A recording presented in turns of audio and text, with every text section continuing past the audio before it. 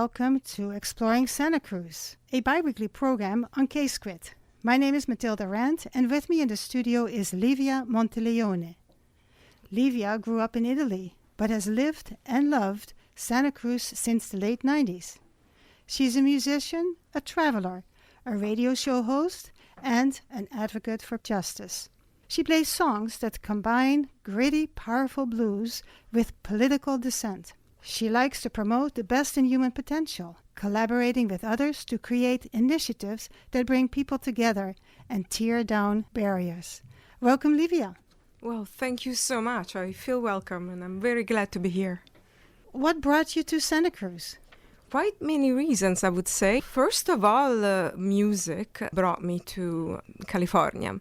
Then after a few years in San Francisco, I really was conquered by the spirit of Santa Cruz and very friendly. You know, that was, I think, the era where the .com started to blossom. So I kind of ran away from San Francisco and felt embraced by the friendliness of Santa Cruz. But it actually, the reason why I stayed had to do a lot with the sense of a community that I found to be really true and belonging to our Santa Cruz. And that is also the way I actually managed to transform my participation to being a political person or a person that feels like belongs to a society.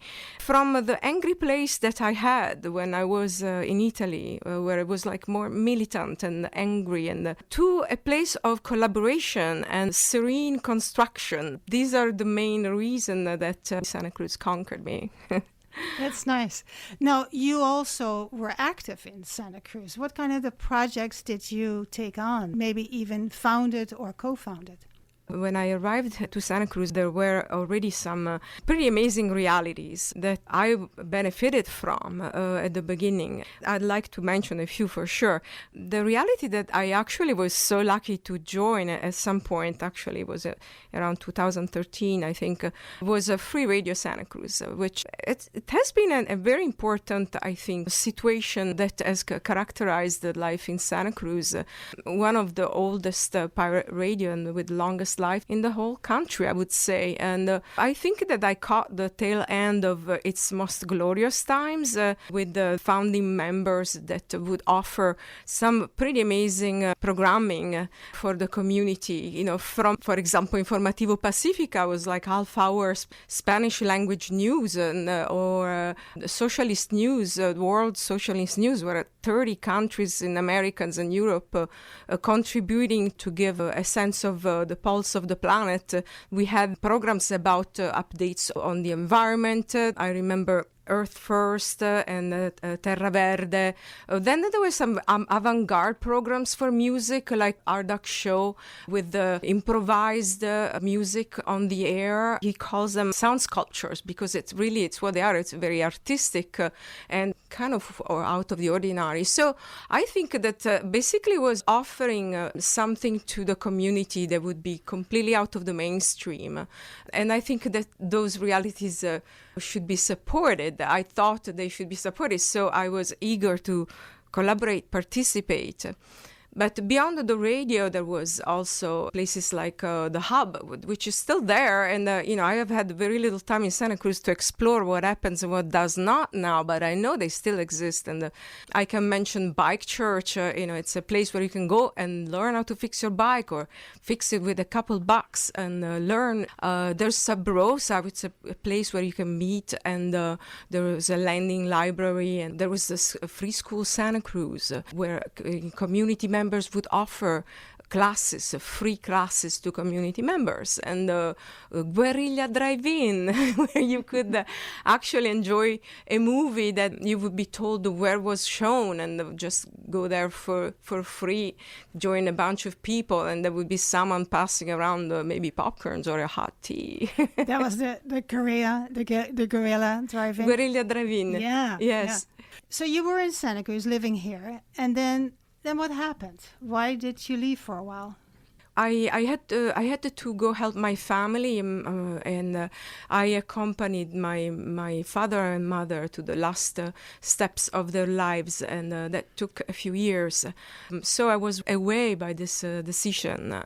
what I found in my hometown, number one was a band that I was already collaborating with while I was here in Santa Cruz. That band is called Dirty Trainload, and Bob and I, Bob Cillo, the guitar player and the master and the heart of the Dirty Trainload, we would like collaborate writing song, each on our own side of the planet, and then we would get together and go on tour. Then Dirty Trainload became something I would change according to traveling needs, and when I returned to Bari, we actually managed to have a nice stretch of time together, and this band plays and writes songs about society the way we see it, the abuses and lies and problems, and we spit it out with this sort of dirty lo-fi blues. And from this project, another one was an anthology of prison songs, because we already had a good amount of prison songs,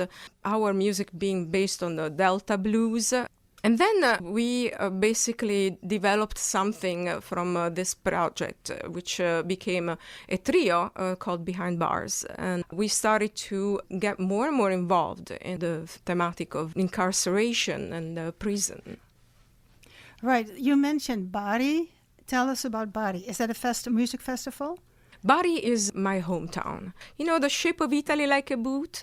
So Bari is the capital of the region that makes the heel of the boot. So it's far down south, facing east, facing what used to be Yugoslavia, facing, Greece, Croatia. And it's maybe the third biggest city in the south of Italy. It's a big port town, and it has a pretty avant-garde reality, the way I saw it when I went there. Any similarities with Santa Cruz being so close to the ocean?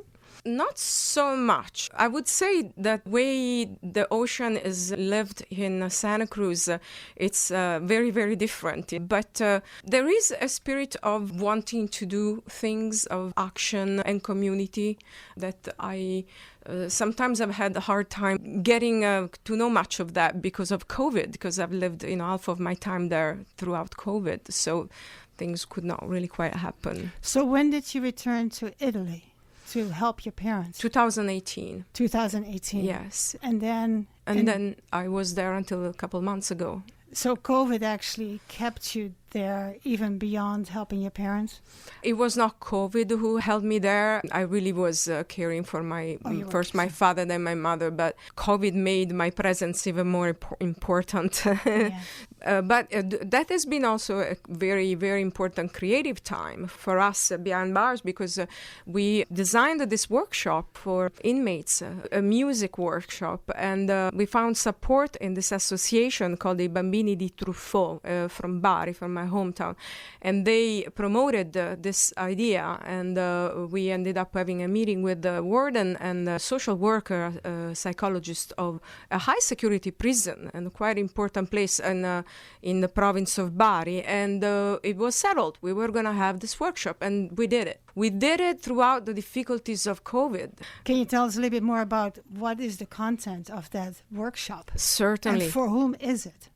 Basically, the concept was we are not going to meet the participants to teach them music. The idea was to together find ways for us to express our feelings through music. Mm-hmm.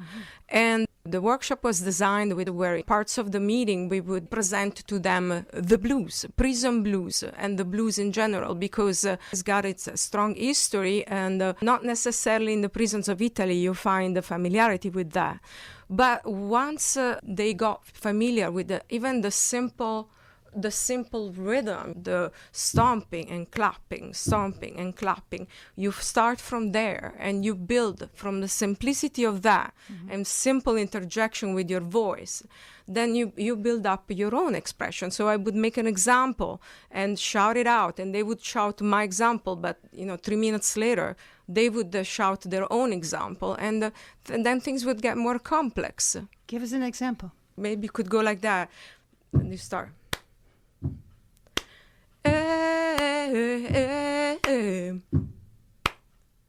And then you go with putting a sentence to it. I'm tired of being here. I'm tired of being here. and then, would ask the guys to make up their own sentence. And that is just one example. Then it would have games, so we would be performing our own songs and have them participate to our choruses. And J.J. Springfield, which is the art name of our drummer Vincenzo D'Alessio, and he would organize them in groups for rhythm, and they would just completely be dedicated to this rhythm. Everything, such powerful stuff would come out just from that. And then, not to mention when they would join us with the choir, with the choruses and being a choir. A lot of emotions would actually come through. And they also wrote sentences. Sometimes their shirts would show their sentences tattooed on their bodies. Wow. So that was quite powerful. And I'm so grateful. So the instruments that they used were their voices. And you added musical instruments to that as well? They were using percussion instruments as well, that they were sort of quickly trained what to do when. And they would put a lot of effort into being precise. And then also there was the simplest thing, which was singing the chorus together or singing their own sentence when we would go around the circle. Yeah. Have little solos and all that. Yes. And so, besides the blues, any other musical genres that you introduced to them? Well, that was the place where we could all meet together without anybody being knowledgeable about something special. That said, good question, because there is a kind of music in Italy that is quite familiar within prisons, that it's called neomelodico, but it's very sort of melodic and baroque. So if you are not kind of good at it, you cannot be really much part of it. You can just be a listener. With the bluesman, you just jump right into it. Yeah, that's fantastic. Yeah. And you played your own songs? Yes. And so these workshops, how long did they last? Well, the design was for a few months of meetings, and so we were supposed to have an event that would see the participation of guys that were with us, and also their, some of their friends and relatives, but COVID didn't help us at all. Right. On the other end, though, within the project, we planned to make video recordings of all this. Let me take a break right now, yes, and ma'am. then we'll talk some more about the documentary. And so I want to remind people that they're listening to KSQD Santa Cruz, ksqd.org online, and of course we also call ourselves K-Squid 90.7 FM. I'm here with Livia Monteleone. We're talking about being born in Italy, coming to Santa Cruz, the late 90s, living here for about 20 years, and then needing to go back to take care of her parents. And being a musician, being in Bari, at the heel of Italy, she developed with other people a music workshop for prisoners, and we're talking about that right now. So you're telling me you're making a documentary about it? Yes, we actually have just finished. Bob, he's a video producer, not only an amazing bluesman with his guitar, and he just finished wrapping up this documentary. It's been footage that has been taken at every single meeting we've had with the guys, thanks to a fourth person that was in our crew, Piero.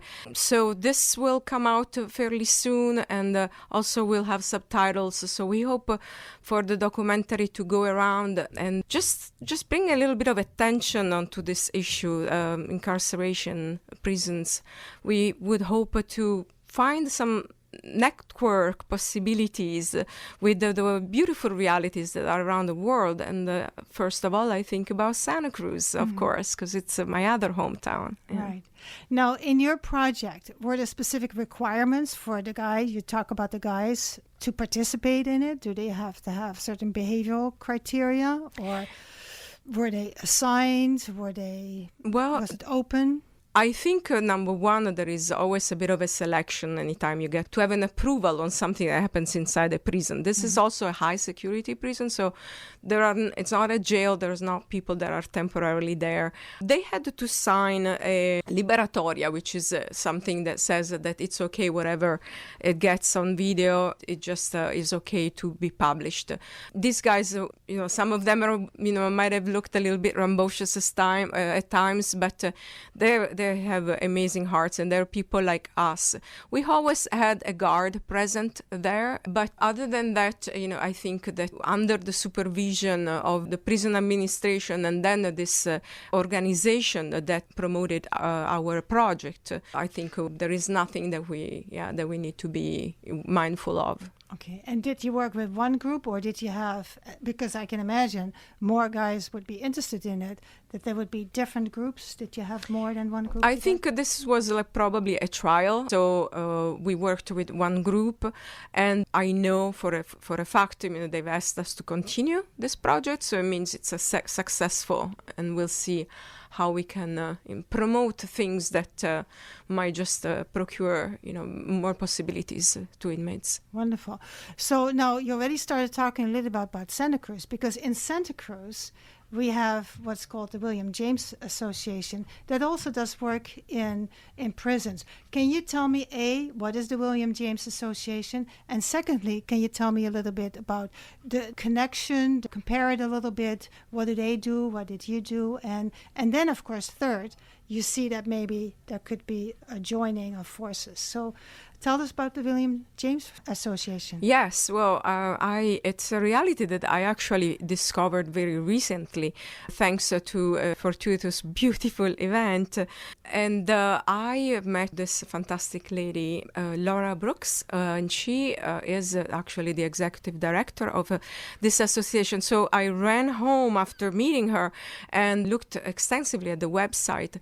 Now, after the title William James Foundation, you find written the three words: art, prison, project. And that is it, because it's through art that you can approach the situation of people that are incarcerated, and art is an incredible key. This association has been around for a long, long time, maybe close to 40 years, I think. And they have been offering art projects inside the prisons. And there is a wealth of videos and projects that you can explore if you just go to their website. And so I did. I think that later on in the month there's going to be an event showing one of these projects at the Rio Theater. That's possible, yeah.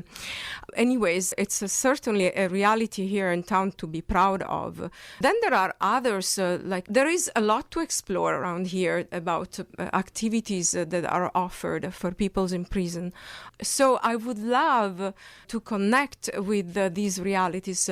Number one, because we are newbies. I mean, we just invented ourselves. We're just musicians. We're just rock and rollers and blues people, but we can learn, and also we would love to network, because we thought we would love to bring around our project and show this documentary. It's just half-hour documentary, and then follow it up maybe with a set of our songs, and show our material and our documentation. Just bring a little bit of information and just bring a little bit of support to this issue. So there's work to be done. Yes, ma'am. Laurie Brooks and is Tim Fitzmaurice also going to be involved in that? Well, I can only hope so. But he does poetry with people in Soledad. Yes, I am open to become friends with anyone that would be happy to know me and our band a little better. Yeah. You're going to play as a song, right? I would love to. Yeah. And so how long is the song? How many minutes? Maybe a couple, 3 max. Okay, good. So one more question. Yes. What appealed you to doing work in prison? I still have to place well how my life is going to go, because music is the first fuel. And if I can use that fuel to do some work in prisons, I would. And we are going to listen to, what's the name of the song? Like a Ghost.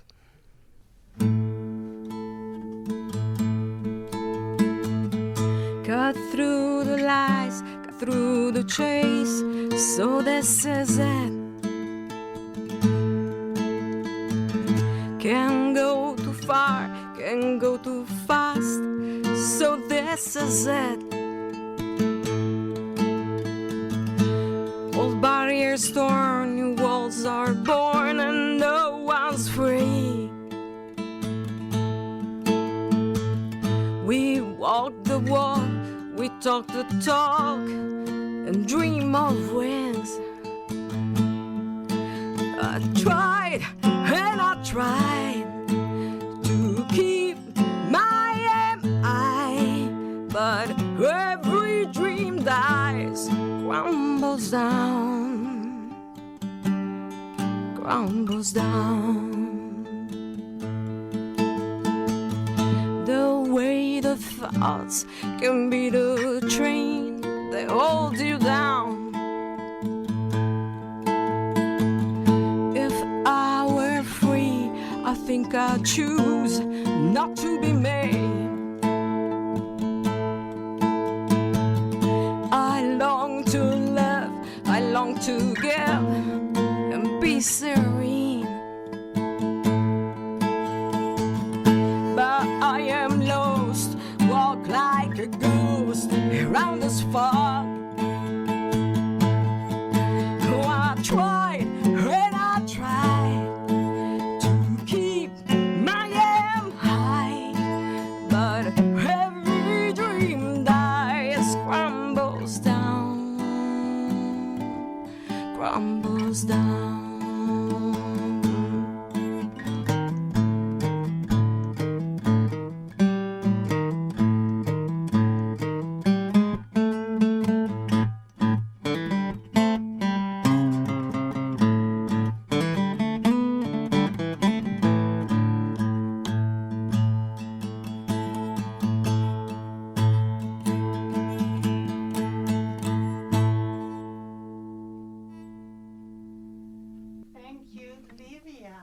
Thank you. You wrote this? I wrote this with Bob Cillo. Actually, this one he wrote the music and I wrote the lyrics. And, thank you so much. So, as I was saying, thank you so much, Livia. And thank you for being here. I want to wish you a lot of success with connecting with people who work with prisons here. And maybe you can have a connection between the prison in Italy and the prison here. Wouldn't that be marvelous? That would be marvelous. Because that's who you are. You want to collaborate with others to create initiatives that bring people together and tear down barriers. Indeed. That's a great way to end this program. Thank you so much for listening to Exploring Santa Cruz.